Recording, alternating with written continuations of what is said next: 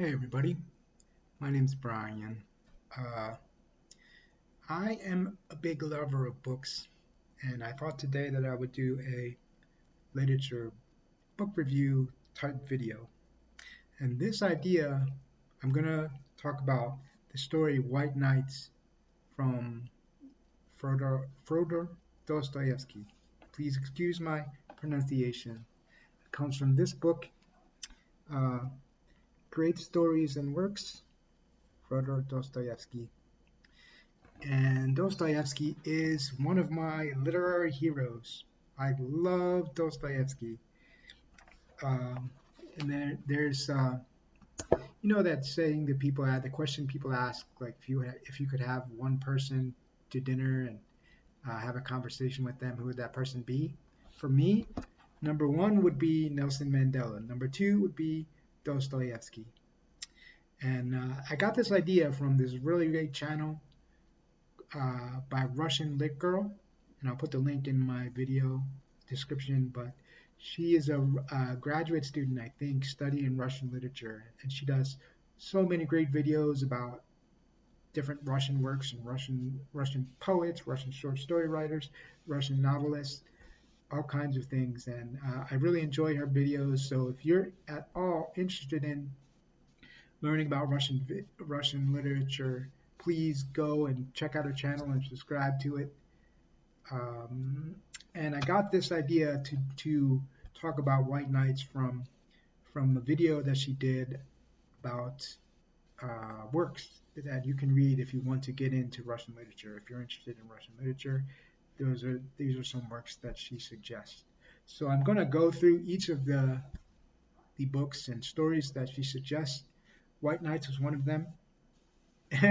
And eventually I'll have to read Anna Karenina.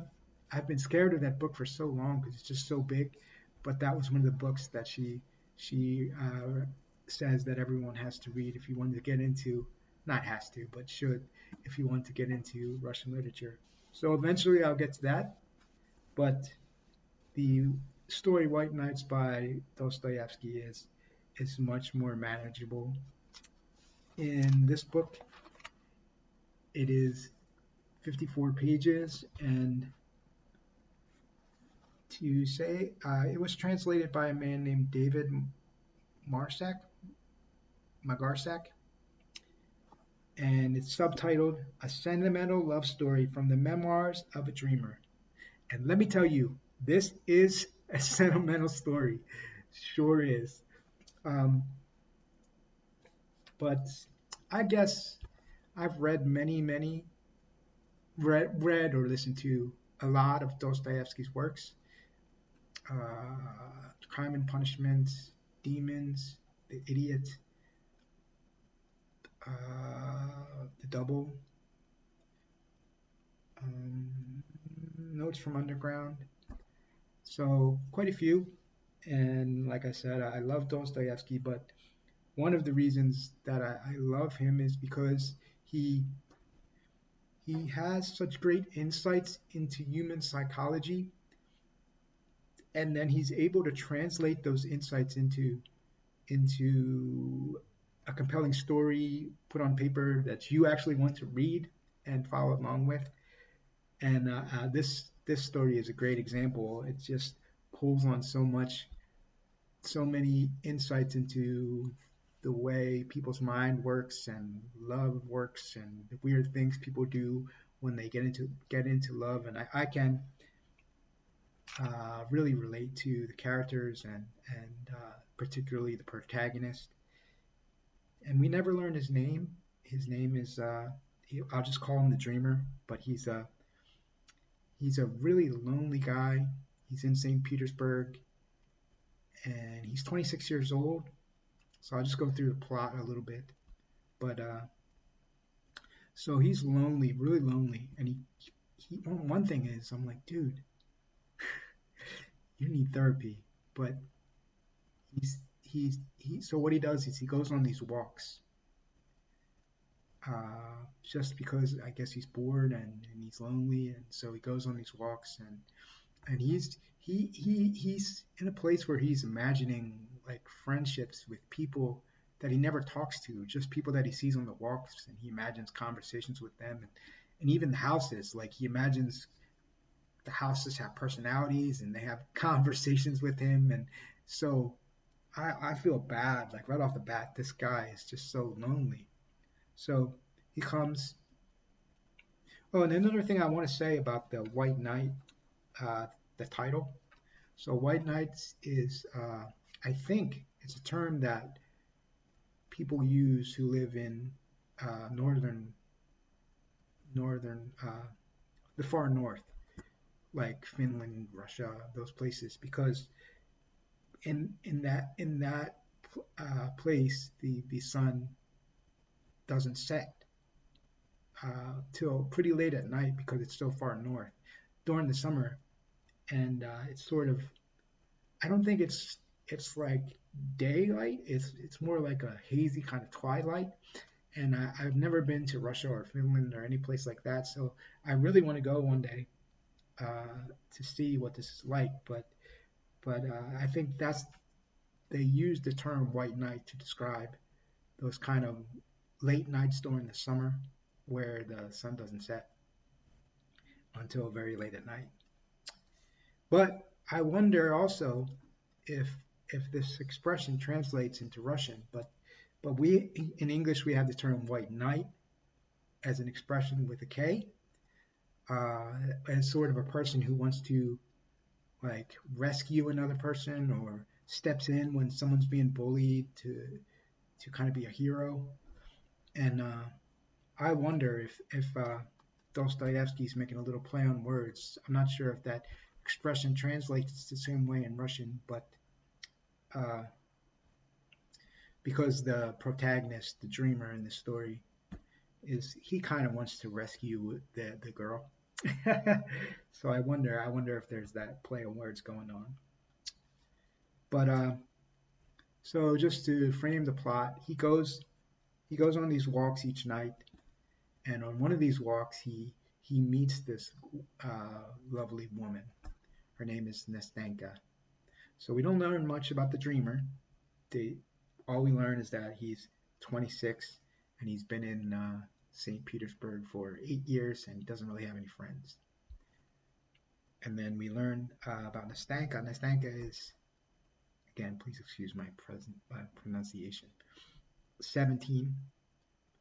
So she also leads a very sheltered life.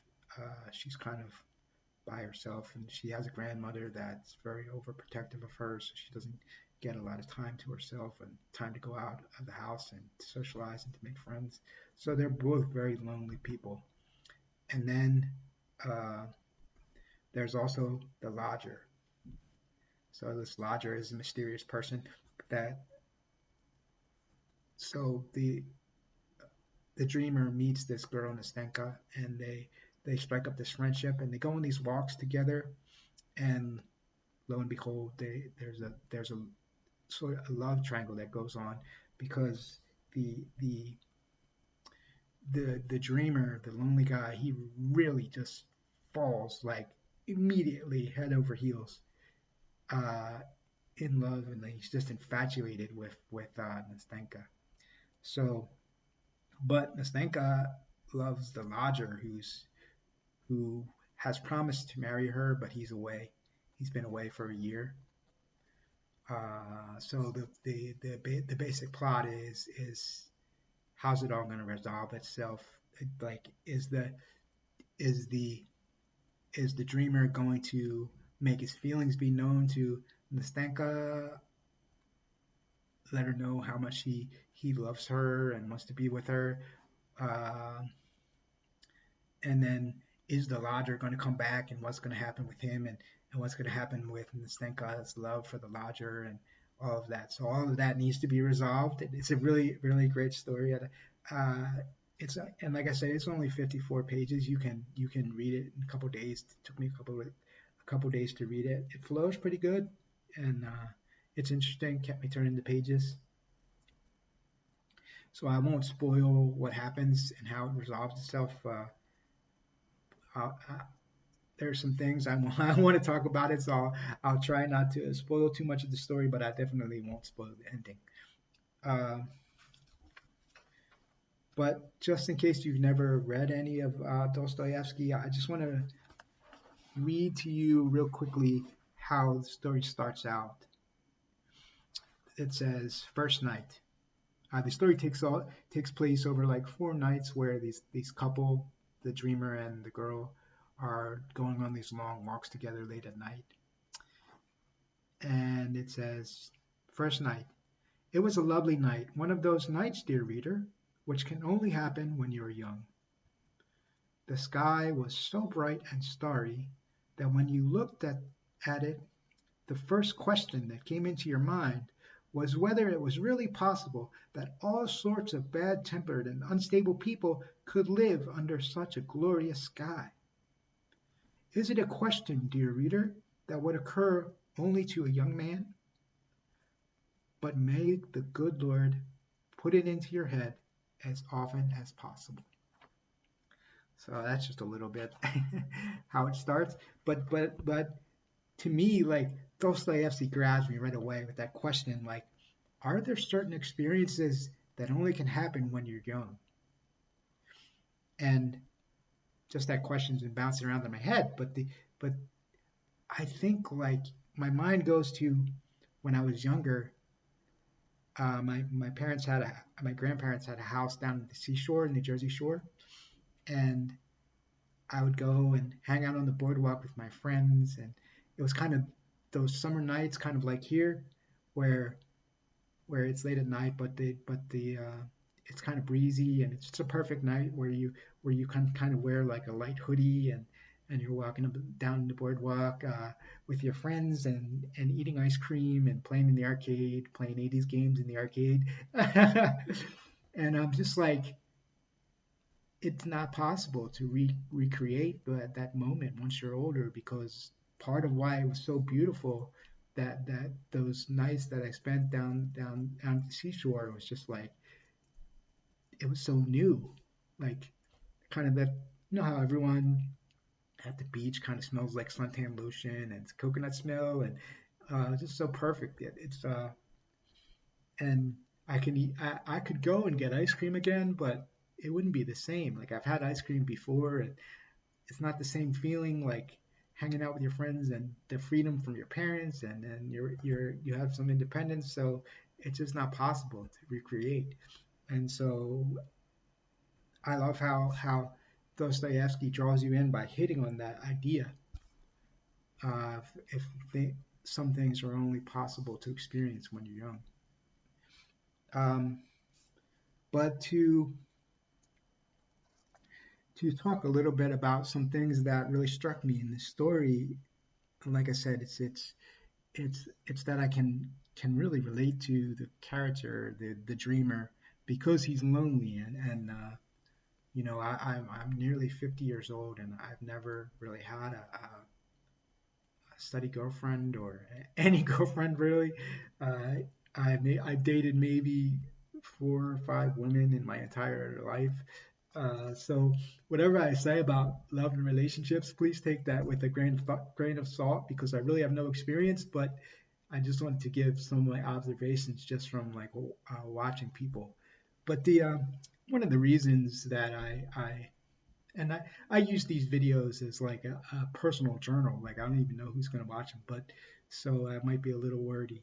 But one of the reasons why I think I've been lonely or unsuccessful in my quest to find love is that I have a disability. I walk on these crutches. I have since I was born, um, and I think that kind of makes it hard for me to meet women. And I don't want to blame my disability, because what I've learned as I've grown up is that everyone has trouble with their relationships. Like, it's not, it's a common experience. But I bring it up only because, like, in my mind, I used to be like, the reason uh, women don't want to date me is because I have a disability, and everyone is prejudiced. They just don't like people with disabilities, and they couldn't be that the reason couldn't be that something wrong with me, or they just don't like me, or it's just hard for everyone. It has to be that uh, they're prejudiced, and but I bring it up because it sort of relates to, I think, some of the psychology of the main character, and how they think about their relationships. But I don't think every girl is prejudiced against people with disabilities. I've grown out of that idea, but I think some of the point of the story is to kind of turn the lens on yourself, and really examine your motives for doing what you're doing. And so let me and I just say, like, the guy in this story, the dreamer, he just goes like 100 miles an hour, like I head over heels, uh, infatuated with this woman, and she's kind of, in neutral, rolling down a hill very slowly. So like, there's automatically this imbalance. Like, he, how they say sometimes, like, she's just not into you. That's what's going on here. Like, I'm like, dude, she doesn't feel the same way about you that you're feeling about her, and there's an imbalance. But let me just read to you some of the things that he says to her. This is on page 155.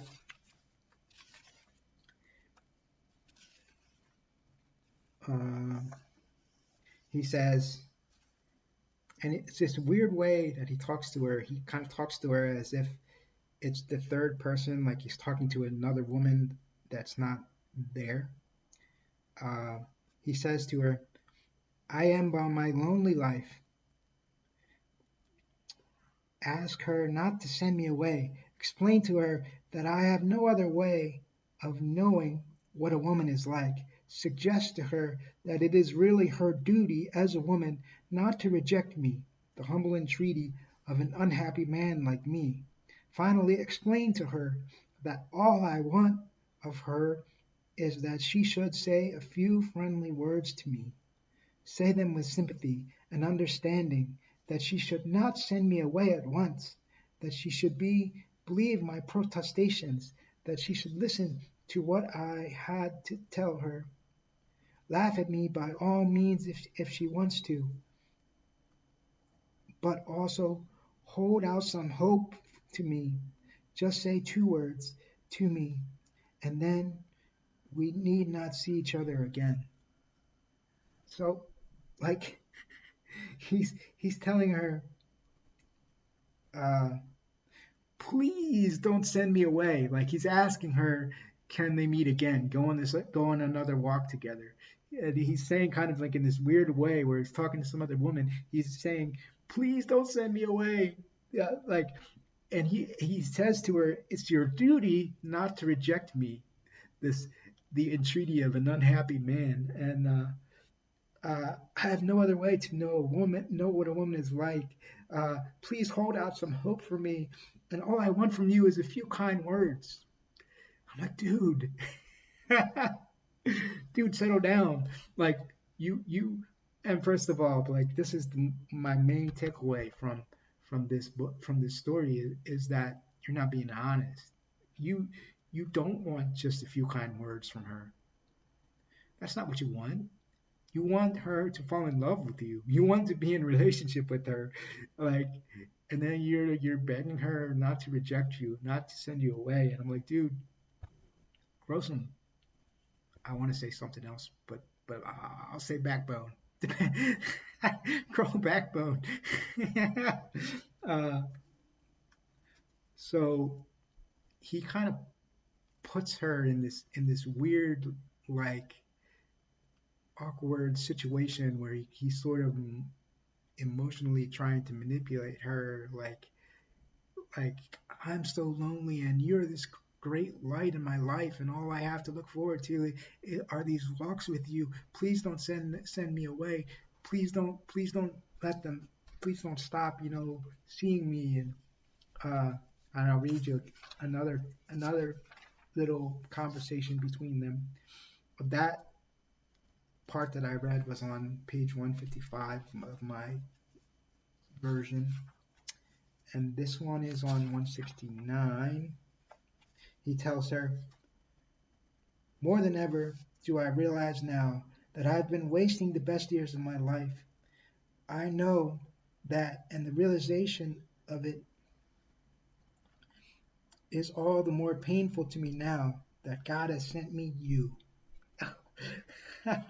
my good angel, to tell me and to prove to me, sitting beside you and talking to you now, I feel terrified to think of the future, for in my future I can discern nothing but more loneliness, more of this stale, unprofitable life. And what is there left for me to dream of now that I've been so happy beside you in real life and not in a dream?"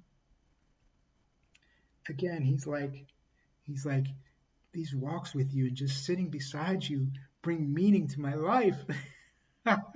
Please don't take them away. So like he's so like boxing her in. Like if she says like I don't want to go on another walk with you, uh, she just she just seems like a horrible person because he's built it up in his mind that it's such a earth-shattering revelation and such a beautiful part of his life to have this time with her. So and then like what's she going to say to him after he pours his heart out like that?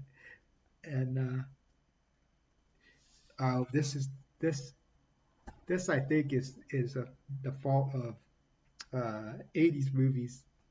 I mean, back in Dostoevsky's time, there were no movies, of course, but I think that the same idea permeated like literature, and this idea, in the 80s, there was these movies where this like nerdy kid in the school would somehow strike up a relationship with the most beautiful girl in the school, and it would be like sometimes it would be like the head cheerleader, and through this like slowly throughout the movie and the relationship, they would build a friendship with each other, and then the girl would come to a realization that she loves the nerdy kid, and sometimes they would live happily ever after, and then other times there would be maybe she would reject him, but then he would learn that there's some other girl that's been by his side all along, another like kind of nerdy girl that loves him,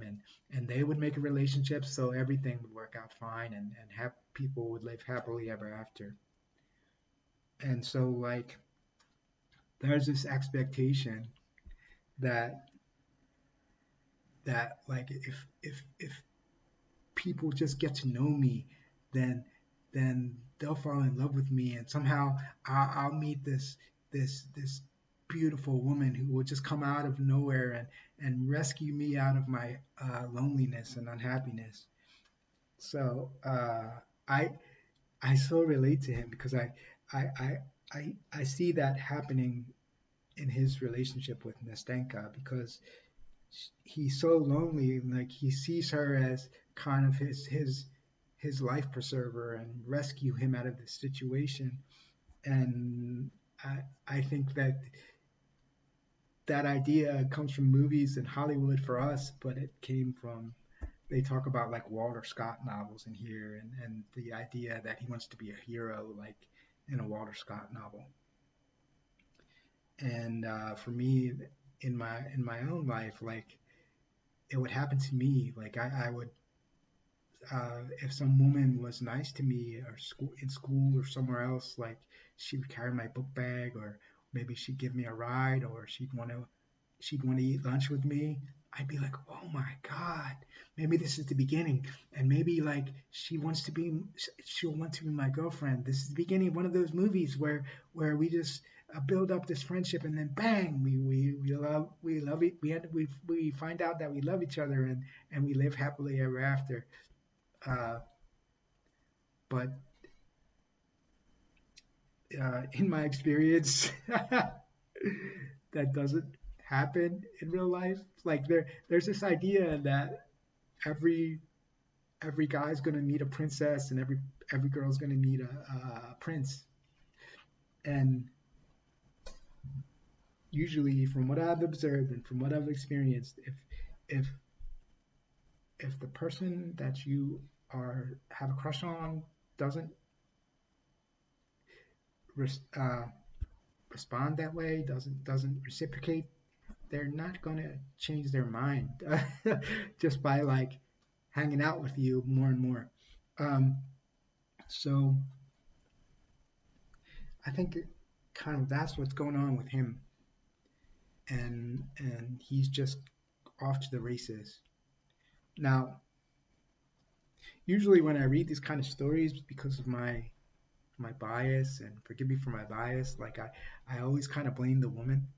I'm like, she's leading him on. She knows that he has feelings for her, and she should understand.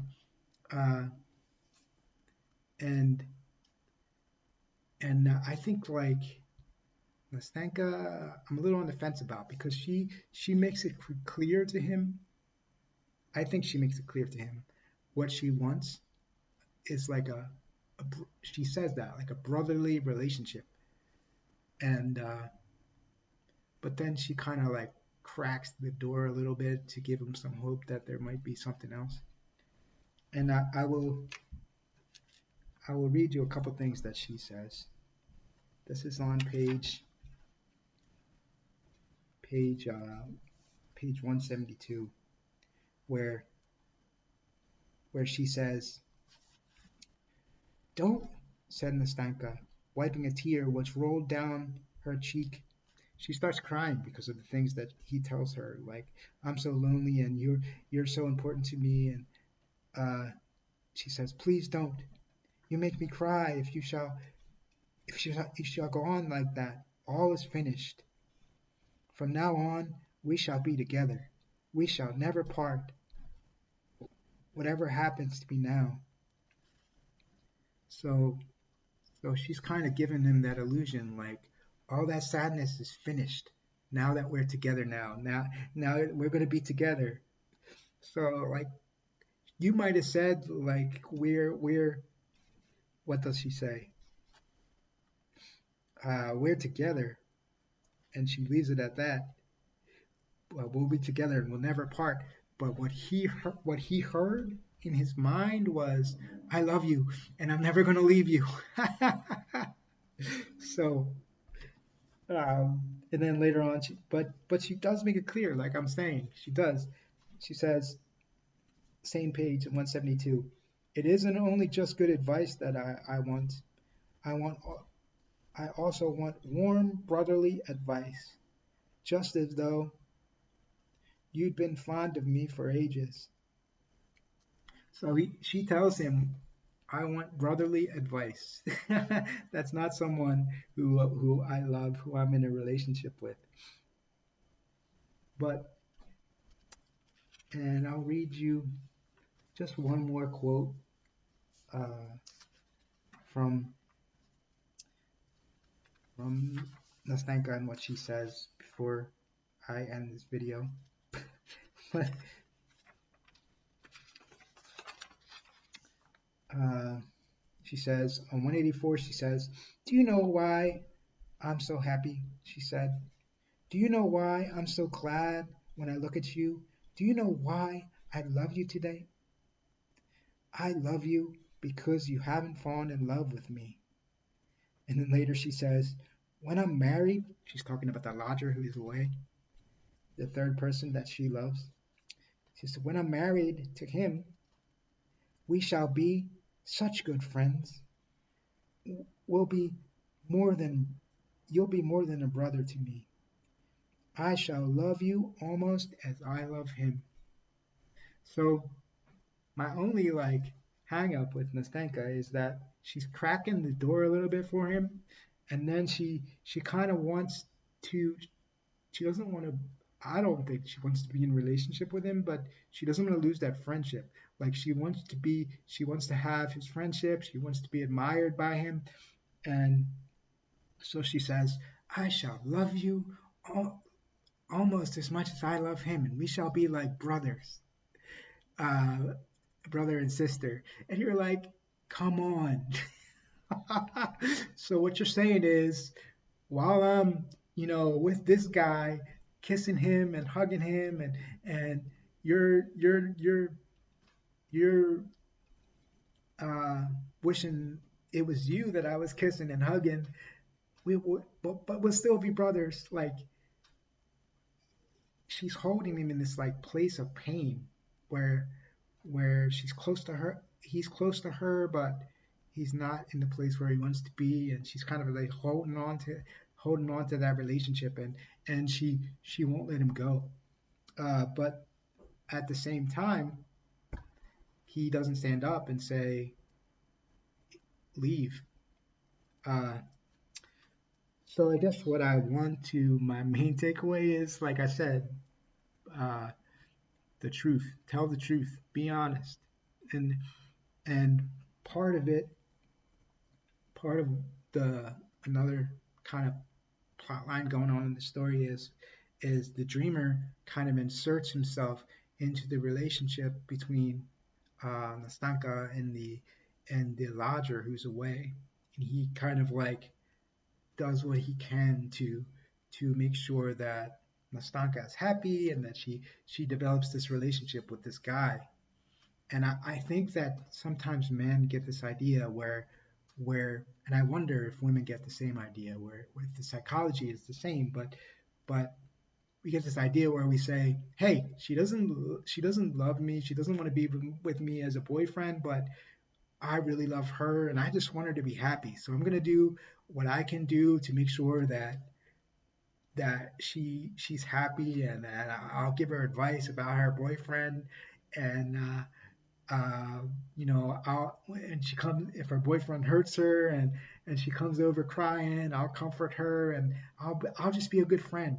And I know it will hurt me because I really want to be more than a friend, but uh, I'm a good friend and I want to be noble, and that's what noble people do. Like we think that it's noble to just, I know it's going to hurt me, but I want to be such a good friend, and I just want her to be happy, and I'll do what I can to make sure that she's happy, and she's with this other dude. But I'm like, no. What I've learned in my life is like, because I used to do the same thing. Like, hey, I'll listen to you tell stories about your boyfriend, and I'll give you my advice, and you're sad. I'll try and comfort you. We can go out to dinner or whatever. I, I, but the thing is, like, it's not noble. It's not noble because it's not true. It's You don't want her to be happy. You want her. In fact, you want that relationship to fail. You want the relationship with her boyfriend to fail, but you can't say that.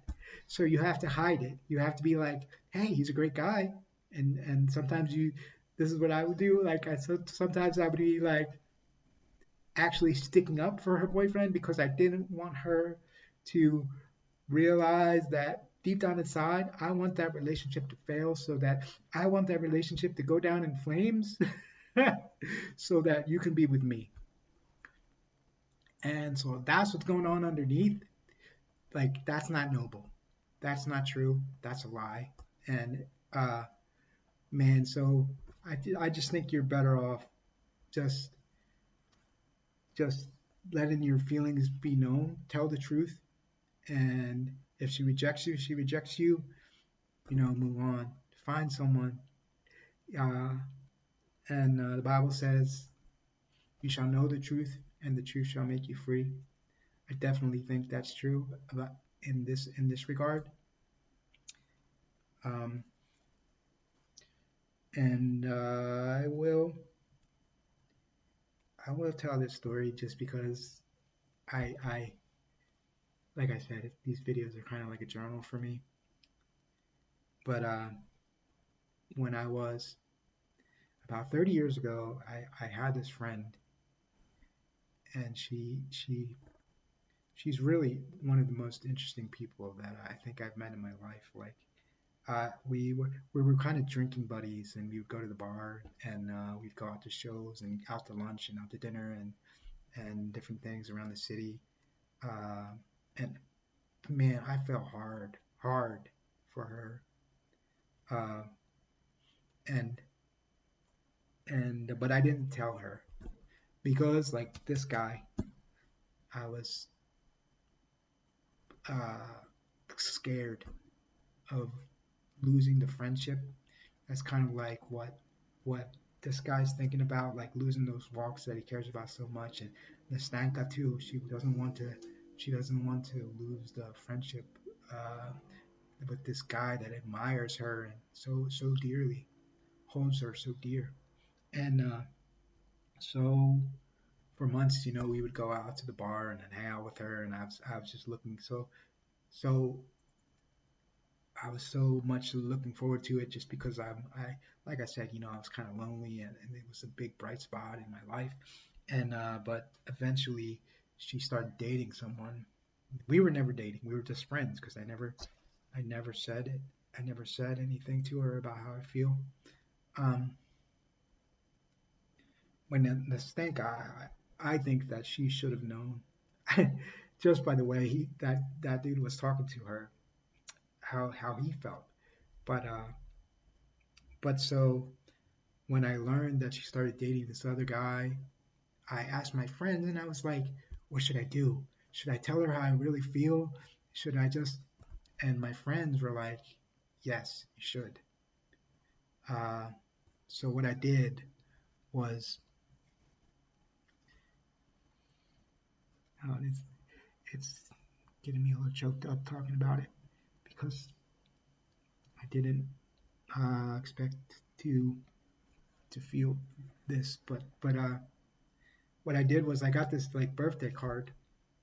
It was her birthday, so I got a card, and the first half of the card was like the first half of the message in the card was like just a lighthearted birthday message, was like us cracking jokes, and then the second part at the bottom was like me opening up and expressing my feelings and talking about how I had these feelings for her, and this is one of the most vivid memories that I have. I can remember that day, and so I gave her the card, and she started reading it, and she was like laughing and smiling as she was reading. The top part was with like the jokes and the funny stuff that I was writing, and then she got to the next part where I expressed my feelings, and I could literally see the expression on her face change from smiling and happy to sad, and she closed the card and she said, I'll read the rest when I get home. And she put the card in her little purse and she got on her bike and she rode away. And I never saw her again. Uh, and she stopped asking me if I want to hang out, and I tried to call her a couple times and she never responded. Uh, so I've been saying all that to say just because it was on my heart, and this is my video. So I wanted to say it, but but let's be honest, like let it out, and but early on, so that expectations are what they are, and for a while I was like mad at her, like how could she just like cut me off and disappear? I guess today you would say ghosted, but then I think about it, I think about like what kind of position I put her in. Like I knew that she already was dating someone else, and then I put her on the spot with expressing all these feelings, and what's she gonna do? Like she cares about me. She gonna like to continue kind of hanging out with me. She would have to crush me. She would have to like tell me that there's absolutely no chance that we can be together as boyfriend and girlfriend. And so I think she did what the best thing that she could have done. Uh, So, uh, if that helps anyone, don't let that happen to you. Like, just be honest, uh, open, and uh, let the chips fall where they may. But, and this is the last thing I'll say before I close this out, because this is kind of funny to me. Uh, so I was like, I'm never going to let that happen again. And I'm going to make my expectations known up front. And so, oh, many years later, when I went on another date with another girl. I, uh, I like the second time I saw her, I was like, now, just be clear with me. Are you looking for a friend? Are you looking for a boyfriend? And because I was like, I want a girlfriend. I was like, I don't want another friend. So if that's what you're looking for, just tell me it's all cool, and we can go our separate ways or whatever. And I remember like she took my hand and she's like, no, I want to be your girlfriend. Like I want a boyfriend. Like I'm looking for a long term relationship. So I was like, yes. But eventually that didn't work out either. And I guess like her mind changed, and so she sent me a text like, friendship is all I can offer you. After some time had passed, and I was just like, no. I was like, I told you that I don't want a friend, and so that didn't work out either. So, I guess the bottom line is, I don't know what I'm talking about, and no matter what you try, it might not work out. But the White Knights is a great story. Dostoevsky is a great writer, and I will be talking more about his stories.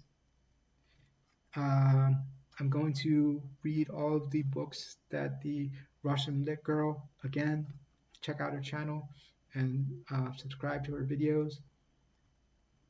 Also, if you're interested, there's a really cool podcast by Darryl Cooper called The Underground Spirit, where he talks about Dostoevsky and Nietzsche and compares their lives. And a lot of what changed my like mentality about how I was acting, about trying to be noble and trying to be friends with girls that I'm interested in but don't like me that way. A lot of it I I learned by listening to that podcast where he discussed Darryl Cooper. I know he has some controversial political opinions, but that really is a great podcast, The Underground Spirit, where I'll put a link to that too. But it's he uses the Dostoevsky's work to kind of talk about love triangles and the psychology between how that happens. And he's like, if you're one of those dudes that's holding on and trying to be noble, he's like, don't do that. And that hit me like, I was like, man, I'm one of those dudes. So I'm like, I gotta stop. But anyway, so check out that podcast also. Thank you for watching my video. Hope you liked it. Hope you got something from it. And I hope you read Dostoevsky. Bye bye.